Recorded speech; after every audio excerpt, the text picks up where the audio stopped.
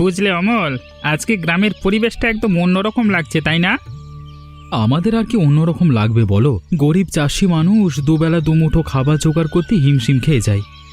বাচ্চারা কি সুন্দর খেলাধুলা করছে মাঠে। এরকম বিকেলবেলায় নরম আলোয় বাচ্চাদের খেলা করতে দেখলে আমাদের ছেলেবেলার কথা মনে পড়ে যায়, তাই না?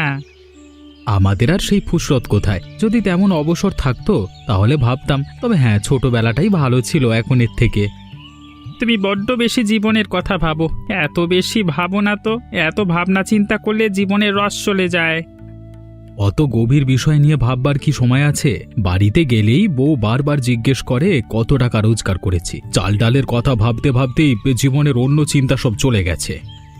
সব মানুষেরই উচিত জীবনটাকে একটু ভালোভাবে জানা, একটু শান্ত হয়ে ধৈর্য নিয়ে দেখা। যাই হোক, তোমরা চাষবাস করে খাও, তোমরা বুঝবে না। হ্যাঁ, তোমার মতো যদি বিয়ে না করে থাকতে পারতাম তাহলে অনেক সুখেই থাকতাম হয়তো। আজকে আমার একটা মন কথা বলছে। কি কথা? আজকে সন্ধ্যায় একজন অতিথি আসবে এই গ্রামে। অতিথি আমাদের গ্রামে? সেটা আবার কি কথা? আরে আসবে আসবে, অপেক্ষা করো, দেখতে পাবে, তারপরেই তো খেলা জমবে। দেখো, গ্রামের সন্ধেবেলায় অতিথি এসেছে। এই সবাই এসো এসো, দেখে যাও, শহর থেকে পড়াশোনা করে চন্দনা দিদিমণি এসেছে বাড়িতে। তোমরা সবাই ভালো আছো তো? শেষ পর্যন্ত তোমাদের কাছে ফিরে এলাম। বাহ, দিদিমণি, আমাদের মানুষটা একটু আগে বাড়িতে গিয়ে বলছিল যে সে মাঠে শুনে গেছে গ্রামে নতুন কোনো অতিথি আসবে, তাই আমি দেখতে এলাম। বাহ, তুমি এসেছো জেনে খুব খুশি হয়েছি গো। ভালো আছো তো পদ্মা কাকিমা? হ্যাঁ, খুব ভালো। এই যে তুমি শহর থেকে এসেও আমাদের ভুলে যাওনি, আমাদের খোঁজ নিচ্ছ, এতেই আমাদের মনটা ভালো হয়ে যাচ্ছে। আমাদের আর কে খোঁজ নেয় বলো? সারা জীবন শুধু কষ্টের সাথে লড়াই করতে করতেই কেটে যাচ্ছে। কাকিমা, এবার আমি এসেছি, তোমাদের আর একদম ভাবতে হবে না, দেখবে সব ঠিক হয়ে যাবে। কই রে মা, কতদিন তোর মুখ দেখতে পাইনি। এবার থেকে এখানেই থাকবি তো মা? হ্যাঁ গো মা, এখন থেকে আমি এখানেই থাকবো, তোমাদের ছেড়ে আর কোথাও যাব না। এতদিন তো পড়াশোনা করে এলাম, এবার গ্রামে সবার জন্য কিছু করব। হ্যাঁ, তাই কর। গ্রামে শিক্ষিত মানুষ আর কজন? তোরা আজকালের প্রজন্ম যদি পড়াশোনা করে গ্রামকে না দেখিস তাহলে কে দেখবে? সেই জন্যই তো এসেছি। ঠিক আছে, এখন বাড়ি যাচ্ছি, তোমাদের সাথে আবার পরে কথা হবে। অনেকটা দূর থেকে এসেছি তো, খুব খিদে পেয়েছে। হ্যাঁ গো দিদিমণি, তুমি যাও, পরে আবার কথা হবে, কেমন?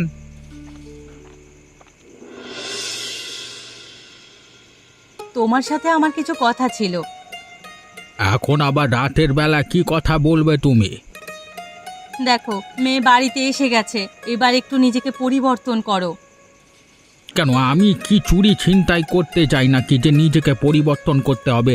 কি এমন দোষটা করেছি আমি? সেজন্য নয়, যেটা বলেছি সেটা তুমি আশা করি বুঝতে পারছো। ওই বিষয় নিয়ে রোজ রোজ তোমার সাথে আমার আর ঝামেলা করতে ভালো লাগে না। দয়া করে আরো একবার বলে দাও কথাটা। অন্যায় করে জমি দখল করো না লোকের। আজ নয় কাল বলছি মেয়ের কাছে সত্যিটা প্রকাশ পাবেই, আর তখন কিন্তু কিছুতেই তুমি ক্ষমা পাবে না, সেটা আমি তোমাকে জানিয়ে রাখছি। আরে ও অল্প বয়সের মেয়ে, তার উপরে আমাদের অগাধ টাকা। ও কি আরো ওসব ছোটখাটো বিষয়ে ভাবতে দেব? গ্রামের দিকে নজর দেওয়ারও সময় পাবে না। তোমার যদি এটাই মনে হয় তাহলে বলবো তুমি তোমার মেয়েকে চেনোনি। কেন? তার কারণ তোমার মেয়ে এই গ্রামে থেকে গ্রামের উন্নতি করতে চায়, গ্রামের জন্য বাঁচতে চায়। একবার যদি এই সব কিছু সে বুঝে যায় তাহলে কিন্তু ও একদম তোমার মতো নয়, সেটা জেনে রেখো। মানুষের জন্য ওর মনে দয়া মায়া প্রবল। আরে তুমি চুপ করো তো, বেশি বকো না। যা করবার হবে আমি করব, এখন একটু শান্তিতে ঘুমাতে দাও আমাকে। কি হয়েছে বিক্রম, এরকম উদাস মনে বসে আছিস কেন? ওদের মতো ছেলেদের তো দৌড়ে লাফিয়ে বেড়ানো দরকার। আমাদের দুঃখ তুমি আর কি বুঝবে কাকা? গ্রামের সবাই বলে এই হারান কাকা পাগল। আমি নাকি কিছু বুঝি না, কিন্তু আমি সব বুঝি, সব দেখি, সব জানি। তুমি সব জানো হারান কাকা? হ্যাঁ জানি তো, এমনকি ভবিষ্যতে হতে চলেছে কি সেটাও কিছুটা আন্দাজ করতে পারি। কি কিরকম শুনি? এই যে নতুন অতিথি গ্রামে এসে তাকে দিয়ে গ্রামের অনেক পরিবর্তন হবে, এমন অনেক নিয়ম ভেঙে যাবে। সে সমস্ত নিয়ম অনেক আগেই ভেঙে যাওয়া দরকার ছিল। কিভাবে? সব কি আর আমি বলবো, নিজেই দেখতে পাবি। এই যে তোমাকে সবাই পাগল বলে, মানে এতে তোমার কিছু মনে লাগে না? বেশ, লোকে কি বলে তাতে কি আসে যায়, আমি তো জানি আমি কি। কাউকে বুঝতে না পারার আর কাউকে বোঝাতে না পারার কষ্টটা আমি জানি। ঠিক বলেছিস, হ্যাঁ, প্রেম তো নদীর মতো, বাঁধ দিয়ে আটকানো যায় না।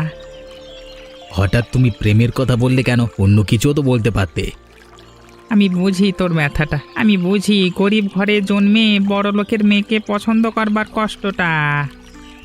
ভেবে দেখো, চন্দনা আর আমরা সেই ছোটবেলার কত খেলাধুলা করেছি, আমরা কত ভালো বন্ধু ছিলাম, কোনোদিন কেউ কাউকে পরস্পরের থেকে আলাদা ভাবিনি। তারপর হঠাৎ করে একদিন ওর বাবা ওকে শহরে পাঠিয়ে দিল, আমি এখানেই থেকে গেলাম।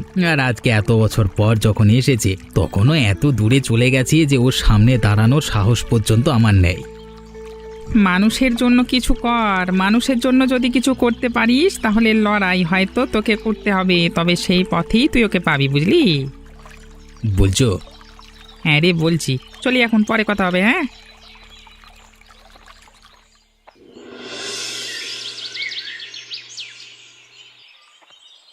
দাঁড়াও, কোথায় যাচ্ছ?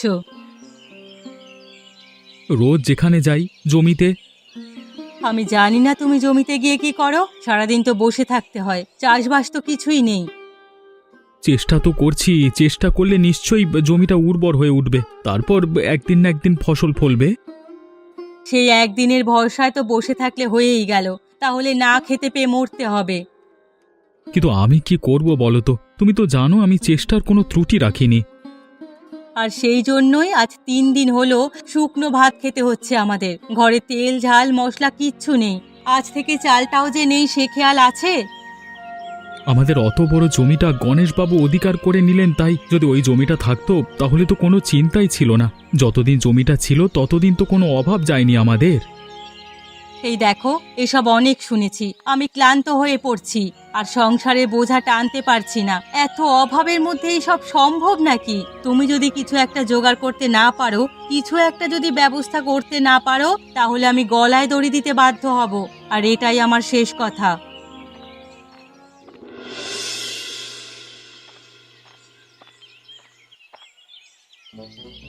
কি পাগলা কাকা, কোথায় যাচ্ছ? আমাকে পাগলা কাকা বলছিস? নিজের দিকটা একটু ভালো করে দেখ। কেন, আমি কি তোমার মতো পাগলামো করি নাকি? আমি তো পাগলামো করি, কারোর কোনো ক্ষতি করি না, কিন্তু তুই যে এই বাড়ির কথা আর ও বাড়ির কথা, সেই বাড়ি লাগিয়ে গ্রামেতে ঝামেলা পাকাচ্ছিস তার বেলায়। দেখো, খুব বাড়াবাড়ি হয়ে যাচ্ছে কিন্তু। আমি কার বাড়ির কাকে লাগিয়েছি কথা? এমনি এমনি আমার মাথার চুলগুলো পাকিনি শশী, কার কি উদ্দেশ্য সেটা বুঝতে আমার আমি না পিছিয়ে নেই। শুধু এতটুকুই বলছি, যেটা করছিস সেটা ভালো করছিস না। গ্রামে প্রচন্ড একটা ঝামেলা শুরু হবে যদি তো যার জন্য দায়ী থাকবি তুই। তোমাকে কে অধিকার দিয়েছে বুড়ো? তুমি আমাকে দায়ভার চাপিয়ে দাও, আমি আজকেই তোমার নামে নালিশ করব। সে যাই করো, আমার তাতে কিচ্ছু যায় আসে না। জীবন আমার কেটেই গেছে, আর কয়েকটা বছর বাকি আছে জীবনের, সেটাও কেটে যাবে। এখন যদি তোমরা আমাকে মেরে ফেলো তাতে অসুবিধা নেই। ঠিক আছে, তোমার ব্যবস্থা আমি করছি।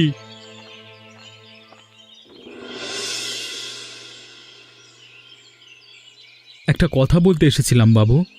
তোদের আর কাজ কি? বলে ফেল, কি বলবি? বাবু, আমাদের জমিটা তো অনেক দিন ধরে আটকে রেখেছেন, যদি দিয়ে দিতেন খুব ভালো হতো। তোর বাবার টাকায় কি আমি জমিদারিটা বানিয়েছি, নাকি সুদের ব্যবসাটা তোকে জিজ্ঞেস করে খুলেছিলাম যে যখন ইচ্ছে বলবি এসে আর আমি তোদের জমি ফিরিয়ে দেব? না, মানে ঘরে খাওয়ার টাকা নেই, যতটুকু জমিয়ে আছে সে জমি বালি জমি, সেখানে কোনো রকম ফসল হয় না। তাই বলছি ওই জমিটুকু যদি না ফিরিয়ে দেন তাহলে না খেতে পেয়ে মরে যাব। তোরা মরিস কি বাঁচিস আমার তাতে কিছু যায় আসে না, কিন্তু আমার বউটা মরে যাবে বলেছে বাবু। সারা জীবন কষ্ট সহ্য করেছে, আর পারছে না। আর কতই বা সহ্য করবে বলুন? ক্ষুধার কষ্ট কি আর সহ্য করা যায়? দেখ, আমাকে বেশি লেকচার দিতে আসিস না, বা নিজেদের দুঃখ দেখাতে আসিস না। তোকে টাকা ধার দিয়েছিলাম, তুই মেটাতে পারিসনি, তাই আমি তোর জমি নিয়ে নিয়েছি। এর মধ্যে আমার ভুল কিছু নেই, তাই জমি আমি ফেরত দেব না। না না, আমি বলছি না আপনার দোষ আছে, কিন্তু আপনি যদি আমাদের ক্ষমা না করেন তাহলে আমরা কোথায় যাব বলুন তো? জাহান নামে যা। বউ মরবে বলেছে তো, দরকার হলে একটু দড়ি কিনে দিস অথবা বিষ। বউটা খেয়ে মরে শান্তি পাবে। দরকার হলে তুইও খেয়ে মরিস। এখন আমার চোখের সামনে থেকে বিদে হ।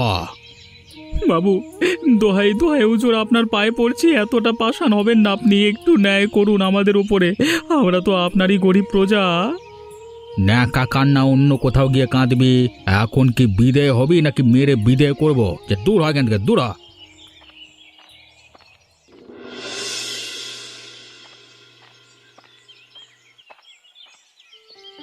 এর নাম হই বাবু, তা এই চাষারা কি বলে গেল? কি আর বলবে, ন্যাকা কান্না কেঁদে আমার কাছে জমি চাইতে এসেছিল। ভেবেছিল ওর চোখের জল আমি গলে যাব। একদম পাত্তা দেবেন না হুজুর, 1 নম্বরের ছোট লোক। গ্রামে বসে বসে শুধু আড্ডা মারে সারাক্ষণ। নিজের জমিটা তো আছে, সেটাতে তো চাষ করতে পারে না। সারাক্ষণ দেখি সকাল থেকে বসেই আছে, কোনো কাজের কাজ করে না। সে কথা কি আর আমি জানি না ভেবেছিস? আমি সব জানি, সেই জন্যই তো ভাগিয়ে দিলাম। মরবে নিজের ঘরে গিয়ে মরুক। এখানে আমার কাছে কথা শোনাতে এসেছে কেন? হ্যাঁ, আর একটা বিষয় কথা ছিল। কি হয়েছে বল। গ্রামের হারান পাগলা বুড়ো আজকে একটু বেশি বড় মনে করেছে নিজেকে। কেন রে? আমি বলছি, ওই পাগলাকে যদি এখন থেকে টাইট দেওয়া না যায় তাহলে কিন্তু একটা বড় কাণ্ড হয়ে যাবে। কিরকম শুনি? সবার নামে বলে বেড়াচ্ছে আমি আর আপনি নাকি গ্রামের মানুষদের মধ্যে ভাঙন ধরাচ্ছি, অত্যাচার করছি। আমি সবার কথা নিয়ে আপনার কানে লাগাই আর আপনি সিদ্ধান্ত নেন সবার বিরুদ্ধে। এত বড় সাহস বুড়োটার, দেখাচ্ছি মজা। কিছু একটা করুন বাবু, না হলে তো আর পারা যাচ্ছে না। তুই একদম এদের কথা কান দিবি না। আমি তো আছি, আমি কিছু একটা ব্যবস্থা করছি। দাঁড়া, বস বস, এখানে বস, কথা বলি তোর সাথে, বস। কই গো পদ্মা, একটু জল দাও, আর ভালো লাগছে না। বাবুকে এত করে অনুরোধ করলাম, বাবু কথাই শুনলো না।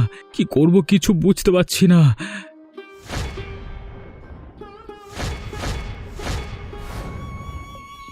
পদ্মা, এটা তুমি কি করছো পদ্মা? তুমি শেষ পর্যন্ত আত্মহত্যা করলে? হায় হায় হায়, আমার কি সর্বনাশ হয়ে গেল। তুমি যা বলেছিলে তাই করলে গো। হায় রে, গরিব মানুষের কপাল। বউটাকে পর্যন্ত বাঁচাতে পারলাম না আমি। তুমি বেশ খেয়েছো। আমি তো আজকে কত চেষ্টা করলাম, বাড়িতে এসে ভেবেছিলাম তোমার মুখটা দেখে একটু শান্তি পাবো, কিন্তু হায় হায় হায়, আমার কত বড় ক্ষতি হয়ে গেল।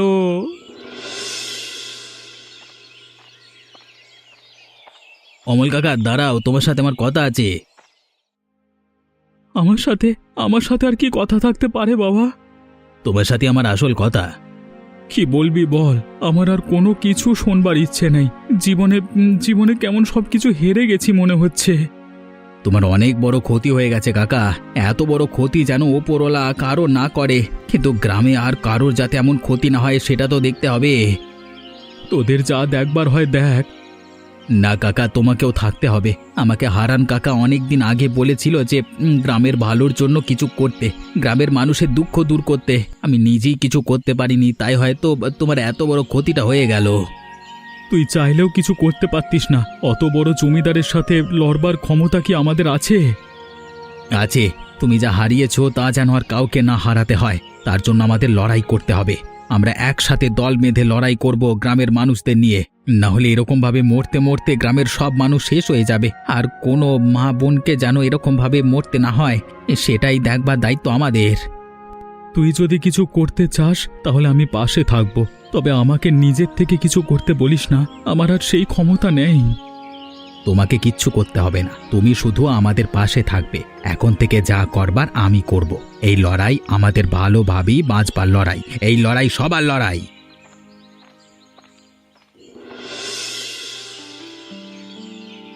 আজকে তোমাদেরকে মাঠে ডাকা হয়েছে কারণ এই যে পাশে মানুষটা বসে আছে, আমাদের সকলের প্রিয় অমল কাকা।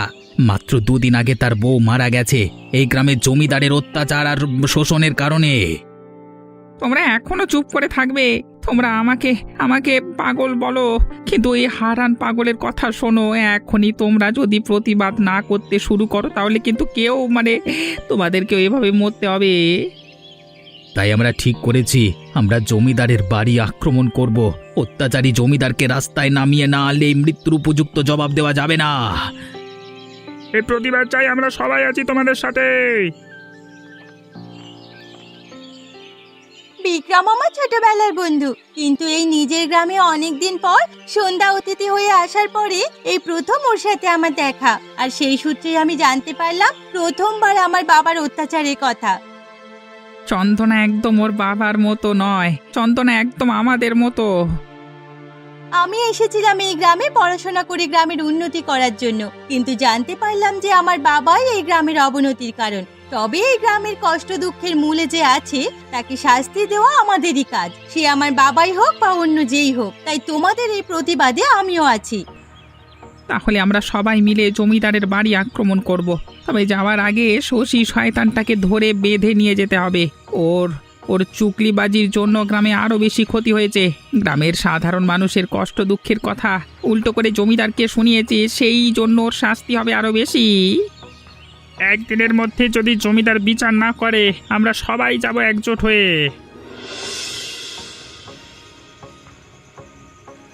দুধ কলা দিয়ে যেমন মানুষ কালসাপ পোষে, তেমনি এখন আমার মনে হচ্ছে পড়াশোনা শিখিয়ে তোকে শিক্ষিত করে আমি কালসাপ পুষেছি, আবার সেই সাপকে নিজের ঘরেও ডেকে এনেছি। মানুষের ভালো করার জন্য যদি সাপ হতে হয় তাহলে আমি তাই হতে রাজি আছি। আমি তোর বাবা, আমি তোকে পড়াশোনা শিখিয়ে শিক্ষিত করে এত বড় করেছি, আর তুই আমার বিরুদ্ধে গ্রামে সভা করবি? তুই কি ভেবেছিস আমি কিছু জানতে পারবো না? তুমি জানতে পারো সেজন্যই আমি করেছি, বেশ করেছি। যদি আজ আমি গ্রামে একা বের না হতাম তাহলে জানতেও পারতাম না গ্রামের মানুষ কত দুঃখে আছে। আমি এই গ্রামটার ভালো করতে এসেছি বাবা, কারণ এটা আমার জন্মস্থান। আর শেষ পর্যন্ত কিনা আমার নিজের বাবাই রক্ষক হয়ে ভক্ষকের ভূমিকা পালন করছে। দেখ, তোকে জন্ম আমরা দিয়েছি, তোর থেকে জ্ঞান শুনতে চাই না। কেন তোকে শহরে না পাঠিয়ে এখানে রেখে দিলি ভালো হতো? গ্রামের মানুষগুলোর মতো চামার হয়ে থাকতিস। জন্ম আমাকে তুমি একা দাওনি, আমার মা আমাকে জন্ম দিয়েছে, আমি আমার মায়ের মতো হয়েছি। তুমি সারা জীবন আমার মাকে পাত্তা দাওনি, কারণ মা সত্যি কথা বলতো। তোমার জন্য গ্রামে একটা ভালো মানুষ মারা গেছে, সেদিকে তোমার কোনো লক্ষ্য নেই। চামারদের কোনো জাত হয় না। যাদের টাকায় এত বড়লোকি করছো, চামার বলতে তাদের লজ্জা করে না? যাই হোক, তোমার সাথে তর্ক করে লাভ নেই, কারণ তুমি বুঝবে না। তবে তোমার বোঝার সময় এসে গেছে, এটা জেনে রাখো।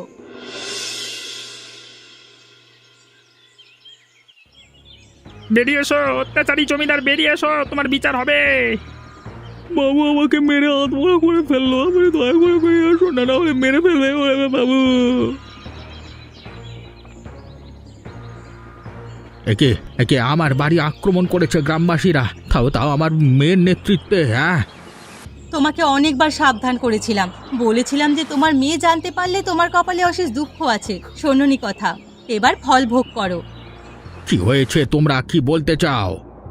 দিনের পর দিন জমিদারের অত্যাচারে গ্রামবাসী অতিষ্ঠ, তার উপরে জোর করে অতিরিক্ত খাজনা চাপিয়ে জমি কেড়ে নেওয়ার ফলে দারিদ্রে আত্মহত্যা করেছে অমল কাকার বউ। এই সব কিছুর জন্য আপনি দায়ী। কি রে শশী, কিছু বল।